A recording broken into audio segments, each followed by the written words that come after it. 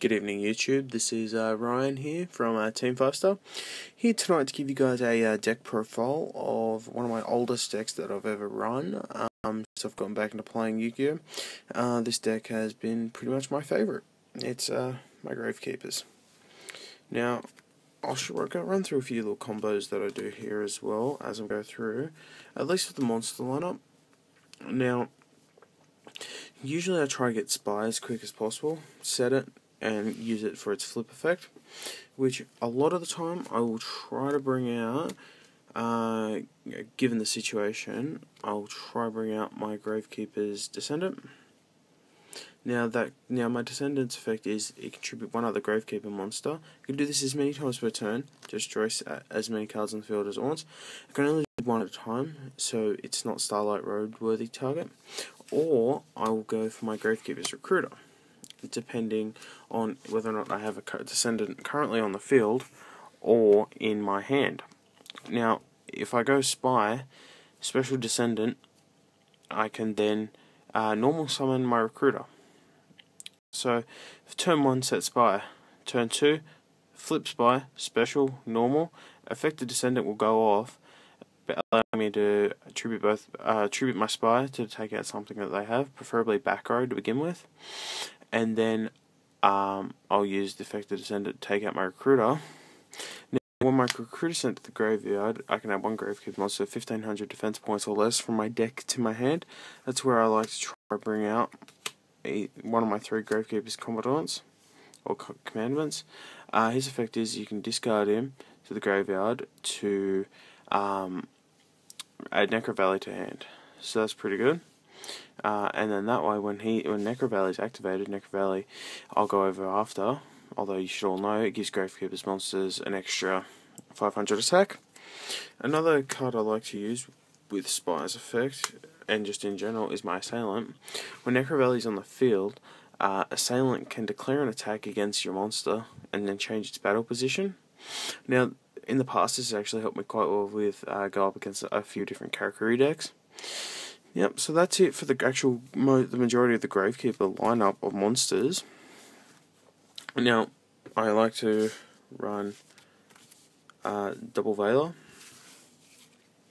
That's a tech I like. A Plague Spirit Zombie. Malefic Stardust. Gauze. And Neospecial and Grand Mold. Now, these two are techs that I like to do personally. Grand Mold saves my backside a few times, and if I'm versing a deck that doesn't really involve, bouncing, so say like something like Chain Burnt, I can side it out, so it's really good. So that's it for my monster lineup. I'll now go into my spell lineup. Now, of course, on top of this list has to be my Necro Valley, because just in this deck, this deck is nothing without Necro Valley. So I run triple Necro Valley. Powers up. I'll read its effect for you properly. All Gravekeeper's monsters gain 500 attack and defense. Card in either player's graveyard cannot be removed from play. Cards in either player's graveyard cannot be affected by card effects except for their own. Now, the writing has been rerouted with Legendary Collection 3. I believe it's to something along the lines of cards in either player's graveyard cannot be leave the graveyard unless it's by their own effects.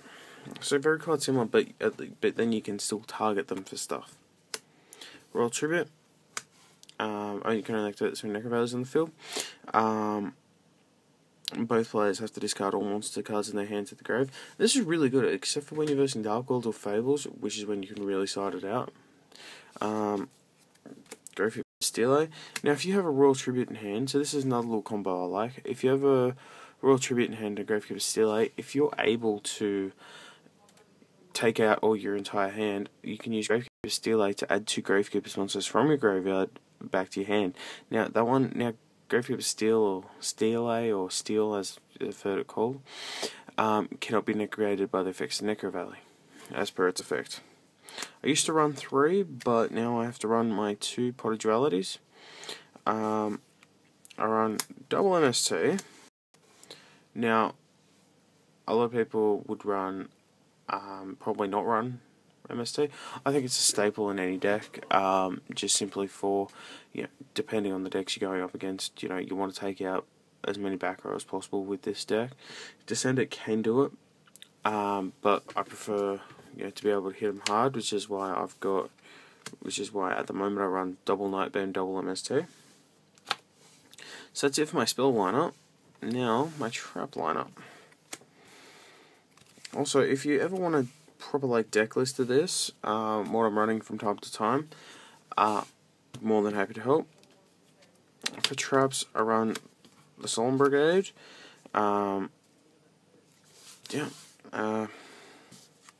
Nothing special. Double Mirror Force, Ultra Mirror Force, I might add. This is one I've had a bit of problem with. Back at regionals in February, I actually ran a double Fiendish Chain combo, and it worked really well. However, I have also toyed around there with the idea of safe zones, so I side them out. I work with both, so it's pretty good. I also run a Torrential Tribute. So that's it for my main deck. I'll go into my side deck for you. Naturally, Catasta, Gaia Knight, because Brio got banned. Gaia Knight's just a really good beater, gets over a lot of things. I run double Stardust. If I'm going to be banishing one with Malefic, it's good to still have one that I can special summon. I can still Synchro Summon. Especially for Samurai plays, which I've seen a lot more of recently, or Heroes. I've got Colossal Fighter, Thought Ruler, Scrap Dragon, both really good cards. Something I'm actually going to probably add back to this deck is for the level 7s, which I haven't got any of, will be Ancient Fairy Dragon, just because of its effect. Its effects I really do like. That's it for my Synchros. For my Exceeds, I run a Leviair, Leviathan, and double Zenmans. That's it for rank 3s. Rank 4s, I run Roach and double Utopia. I haven't gone into Utopia Ray as much as what I could have, so that's why I don't run Ray. And I also run Shark Drake, which is surprisingly easy to get out in this deck. As I mentioned before, with Spy and Descendant, I can bring out, say, an Assailant or a Commandant. And I also run a Cybrain Dragon. Personal choice for that one. I'll show you my side. I haven't got it really perfect at the moment, but at the moment this is what I'm running in my side. A Birdman, with Cybrain, double Tour Guide. Surprisingly enough, it's actually been working quite well. A Dimension Hole. Dimension Hole. Dimensional Prison, and a Dark Hole. Reborn, Lance, a second Malefic Stardust just in case, a book, a second Lance, double Jinzo, and compulsory. I think every deck now in this format should be siding Jinzos to go up against Chainburn. Jinzo's got me as good as it did on the weekend, because they attacked into my Recruiter. My Recruiter's defense was, good set. My Recruiter's defense without Necroveil in the field was still much higher than theirs. I allowed the attack to go through. They attacked over the stronger, Mirror Forced them. Next turn, draw, Tribute Jinzo. Although I do like the ideas of Chain Burn. So, yep, that's my deck. Hope you guys have a excellent night, and I'll be hopefully trying to get either a Chain Burn or a Frog Monarch deck for you next. Alright, this is Ryan here from Team 5 Star. Catch you after. Thank you. Bye.